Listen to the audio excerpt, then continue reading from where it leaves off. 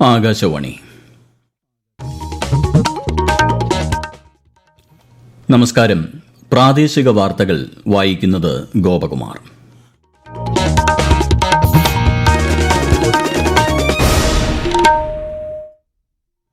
പ്രധാന വാർത്തകൾ.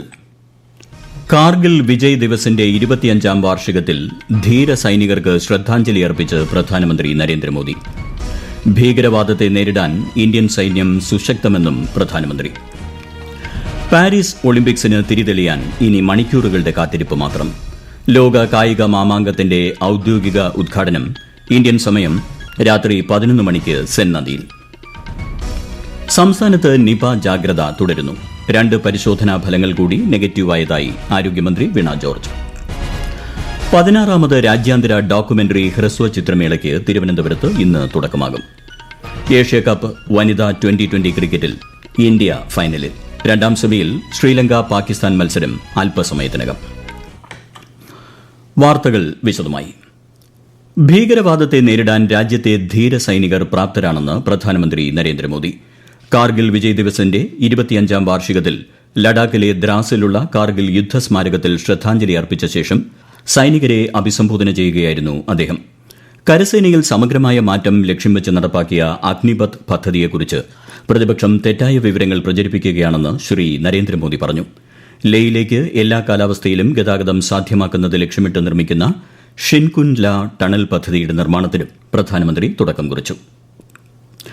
കാർഗിൽ വിജയ് ദിവസിന്റെ 25ാം വാർഷികത്തോടനുബന്ധിച്ച് സംസ്ഥാനത്തും വിവിധ പരിപാടികൾ സംഘടിപ്പിച്ചു. വിശദാംശങ്ങളിലേക്ക്.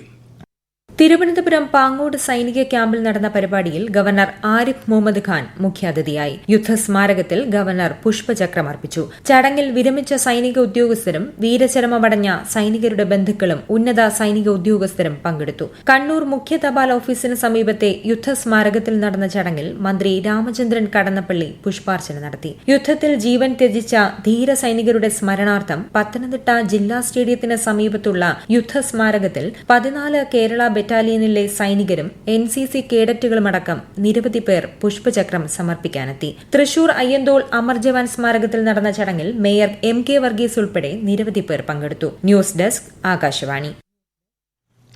കാർഗിൽ വിജയ് ദിവസിന്റെ 25ാം വാർഷികം കൊച്ചി ദക്ഷിണ മേഖല നാവിക കമാൻഡ് ആസ്ഥാനത്തും ആചരിച്ചു. യുദ്ധസ്മാരകത്തിൽ കമാൻഡ് മേധാവി വൈസ് അഡ്മിറൽ വി ശ്രീനിവാസ് പുഷ്പചക്രം സമർപ്പിച്ചു. കാർഗിൽ വിജയ് ദിവസോടനുബന്ധിച്ച് Thrissur Kandashamparambu professor Joseph Mundassery memorial higher secondary സ്കൂളിൽ വിദ്യാർത്ഥികൾക്കായി ബോധവൽക്കരണ പരിപാടി സംഘടിപ്പിച്ചു. കേന്ദ്ര വാർത്താവിതരണ പ്രക്ഷേപണ മന്ത്രാലയത്തിന് കീഴിലുള്ള സെൻട്രൽ ബ്യൂറോ ഓഫ് കമ്മ്യൂണിക്കേഷന്റെ തൃശൂർ ഫീൽഡ് ഓഫീസാണ് പരിപാടി സംഘടിപ്പിച്ചത്. കർണാടകയിലെ ഷിരൂരിൽ മണ്ണിടിച്ചിലിൽ കാണാതായ കോഴിക്കോട് സ്വദേശി അർജുനായുള്ള തെരച്ചിൽ 11ാം ദിവസവും ഫലം കണ്ടില്ല. അർജുനെ കണ്ടെത്താൻ സാധ്യമായതെല്ലാം ചെയ്യുമെന്ന് അപകടസ്ഥലം സന്ദർശിച്ച മന്ത്രി PA മുഹമ്മദ് റിയാസ് മാധ്യമങ്ങളെ അറിയിച്ചു. കാലാവസ്ഥ അനുകൂലമാകുന്ന മുറയ്ക്ക് നദിയിൽ നിന്ന് ലഭിച്ച പുതിയ സിഗ്നൽ കേന്ദ്രീകരിച്ച് തിരച്ചിൽ ഊർജിതമാക്കുമെന്നും അദ്ദേഹം പറഞ്ഞു. അമീബിക് മസ്തിഷ്ക ജ്വര ലക്ഷണങ്ങളോടെ കോഴിക്കോട് സ്വകാര്യ ആശുപത്രിയിൽ ചികിത്സയിലുള്ള കണ്ണൂർ സ്വദേശിയായ 3.5 വയസ്സുകാരന് രോഗം സ്ഥിരീകരിച്ചു. രോഗസ്ഥിരീകരണത്തിനായി നടത്തിയ പരിശോധനാ ഫലം ലഭിച്ചതായി ആശുപത്രി അധികൃതർ പറഞ്ഞു. തീവ്ര പരിചരണ വിഭാഗത്തിൽ ചികിത്സയിലുള്ള കുട്ടി മരുന്നുകളോട് പ്രതികരിക്കുന്നുണ്ട്. സംസ്ഥാനത്ത് നിപ ജാഗ്രത തുടരുന്നു. ഇന്ന് 2 പേരുടെ പരിശോധനാ ഫലങ്ങൾ കൂടി നെഗറ്റീവായതായി ആരോഗ്യമന്ത്രി വീണ ജോർജ് അറിയിച്ചു. ഇനി 5 പേരാണ് നിപ ചികിത്സയിലുള്ളത്. സമ്പർക്ക പട്ടികയിലുള്ള 220 പേർ ഹൈറിസ്ക് വിഭാഗത്തിലാണെന്നും ആരോഗ്യമന്ത്രി അറിയിച്ചു. ഹീമോഫീലിയ ചികിത്സയിൽ ഇനി മുതൽ 18 വയസ്സിന് താഴെയുള്ള മുഴുവൻ കുട്ടികൾക്കും എമിസിസുമാബ് എന്ന വിലയേറിയ മരുന്ന് നൽകാൻ തീരുമാനിച്ചതായി ആരോഗ്യമന്ത്രി വീണ ജോർജ്. നൂതനമായ ഈ മരുന്ന് മാസത്തിൽ ഒരിക്കൽ മാത്രം എടുത്താൽ മതിയാകും. ഹീമോഫീലിയ രോഗികളുടെ പരിചരണവും ചികിത്സയും ഉറപ്പാക്കുന്ന സമഗ്ര ആരോഗ്യ പദ്ധതിയായ ആശാധാര പദ്ധതിയിലൂടെയാണ് മരുന്ന് നൽകുന്നത്. ഏകദേശം 300ഓളം കുട്ടികൾക്ക് ഇതിന്റെ ഫലം ലഭിക്കും. ഈ വാർത്തകൾ ആകാശവാണിയിൽ നിന്ന്. പാരീസ് ഒളിമ്പിക്സിന് തിരിതെളിയാൻ ഇനി മണിക്കൂറുകൾ മാത്രം. വൈവിധ്യമാർന്ന വിസ്മയ കാഴ്ചകളോടെയുള്ള ഔദ്യോഗിക ഉദ്ഘാടന ചടങ്ങുകൾ ഇന്ത്യൻ സമയം രാത്രി 11 മണിക്ക് ആരംഭിക്കും. ചടങ്ങിൽ 10,500 അത്ലറ്റുകളെ കൂടാതെ 3000 കലാകാരന്മാരും പങ്കെടുക്കും. സെൻ നദിയിലൂടെ കായിക താരങ്ങളെയും വഹിച്ചുകൊണ്ട് 100ലേറെ ബോട്ടുകളാണ് ഉദ്ഘാടനത്തിന്റെ ഭാഗമായ മാർച്ച് പാസ്റ്റിൽ ഉണ്ടാവുക. കായിക താരങ്ങളായ PV സിന്ധുവും ശരത് കമലും ഇന്ത്യൻ പതാകയേന്തും. പാരീസ് ഒളിമ്പിക്സിൽ പങ്കെടുക്കുന്ന 5 മലയാളി താരങ്ങൾക്കും അത്ലറ്റിക്സ് മുഖ്യ പരിശീലകനും 5 ലക്ഷം രൂപ വീതം നൽകുമെന്ന് മന്ത്രി വി അബ്ദുറഹ്മാൻ. പരിശീലനത്തിനും ഒളിമ്പിക്സിനുള്ള മറ്റ് ഒരുക്കങ്ങൾക്കുമാണ് തുക അനുവദിച്ചത്. പാരീസ് ഒളിമ്പിക്സിലെ ഇന്ത്യൻ താരങ്ങൾക്ക് വിജയ ആശംസകൾ നേർന്ന് Thiruvananthapuram Vazhuthacaud Carmel girls higher secondary സ്കൂളിൽ ഒളിമ്പിക് റൺ സംഘടിപ്പിച്ചു.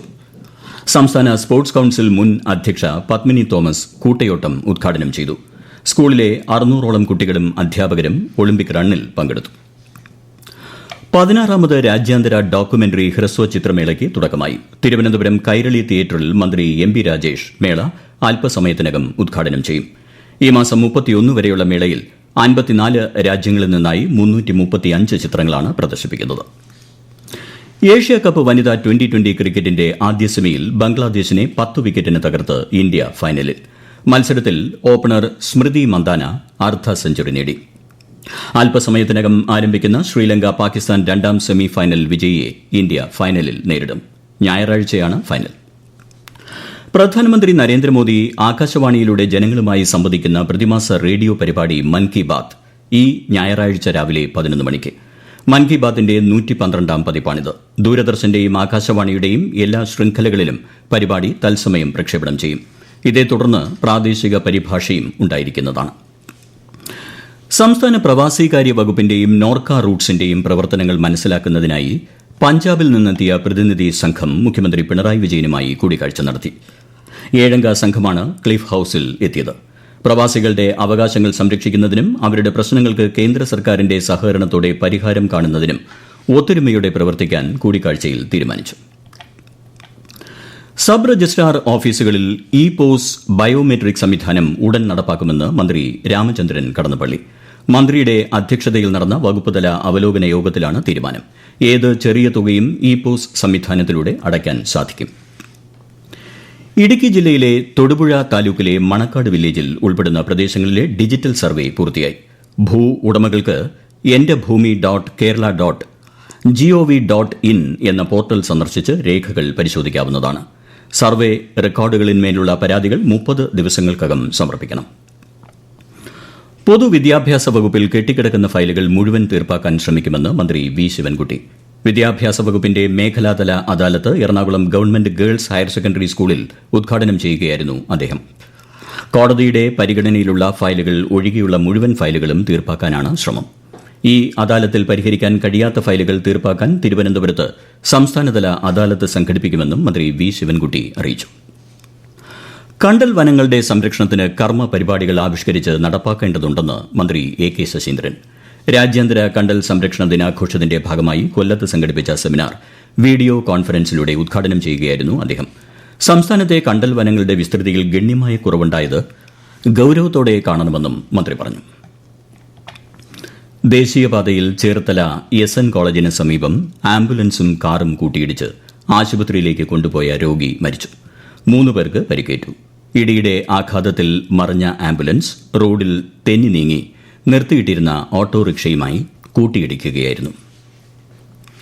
പത്തനംതിട്ട തിരുവല്ല വേങ്ങലയിൽ കാറിന് തീപിടിച്ച് ദമ്പതികൾ മരിച്ചു. തുകലശ്ശേരി സ്വദേശികളായ രാജു തോമസ്, ഭാര്യ ലൈജി തോമസ് എന്നിവരാണ് മരിച്ചത്. കാറിനുള്ളിൽ നിന്നും തീ പടർന്നതാകാനാണ് സാധ്യതയെന്നാണ് പ്രാഥമിക നിഗമനം. ഫയർഫോഴ്സ് എത്തിയെങ്കിലും കാർ പൂർണ്ണമായും കത്തി നശിച്ചിരുന്നു. സംസ്ഥാനത്ത് വരും ദിവസങ്ങളിൽ വ്യാപക മഴയ്ക്ക് സാധ്യതയെന്ന് കേന്ദ്ര കാലാവസ്ഥാ വകുപ്പ്. നാളെ കണ്ണൂർ, കാസർഗോഡ് ജില്ലകളിൽ മഞ്ഞ ജാഗ്രതയാണ്. കനത്ത മഴ തുടരുന്ന പാലക്കാട് ജില്ലയിൽ 4 വീടുകൾ പൂർണ്ണമായി തകർന്നു. കാഞ്ഞിരപ്പുഴ അണക്കെട്ടിന്റെ ഷട്ടറുകൾ 10 സെന്റിമീറ്ററിൽ നിന്നും 20 സെന്റിമീറ്ററായി ഉയർത്തി. കർണാടക തീരത്ത് മത്സ്യബന്ധനത്തിന് വിലക്ക് ഏർപ്പെടുത്തിയിട്ടുണ്ട്. പ്രധാന വാർത്തകൾ വീണ്ടും. കാർഗിൽ വിജയ് ദിവസിന്റെ 25ാം വാർഷികത്തിൽ ധീര സൈനികർക്ക് ശ്രദ്ധാഞ്ജലി അർപ്പിച്ച് പ്രധാനമന്ത്രി നരേന്ദ്രമോദി. ഭീകരവാദത്തെ നേരിടാൻ ഇന്ത്യൻ സൈന്യം സുശക്തമെന്നും പ്രധാനമന്ത്രി. പാരീസ് ഒളിമ്പിക്സിന് തിരിതെളിയാൻ ഇനി മണിക്കൂറുകളുടെ കാത്തിരിപ്പ് മാത്രം. ലോക കായിക മാമാങ്കത്തിന്റെ ഔദ്യോഗിക ഉദ്ഘാടനം ഇന്ത്യൻ സമയം രാത്രി 11 മണിക്ക് സെൻ നദിയിൽ. സംസ്ഥാനത്ത് നിപ ജാഗ്രത തുടരുന്നു. 2 പരിശോധനാ ഫലങ്ങൾ കൂടി നെഗറ്റീവായതായി ആരോഗ്യമന്ത്രി വീണ ജോർജ്. 16ാമത് രാജ്യാന്തര ഡോക്യുമെന്ററി ഹ്രസ്വ ചിത്രമേളയ്ക്ക് തിരുവനന്തപുരത്ത് ഇന്ന് തുടക്കമാകും. ഏഷ്യ കപ്പ് വനിതാ ട്വന്റി ക്രിക്കറ്റിൽ ഇന്ത്യ ഫൈനലിൽ. 2ാം സെമിയിൽ ശ്രീലങ്ക പാകിസ്ഥാൻ മത്സരം അല്പസമയത്തിനകം. പ്രാദേശിക വാർത്തകൾ കഴിഞ്ഞു. അടുത്ത വാർത്താ പ്രക്ഷേപണം രാത്രി 7:25.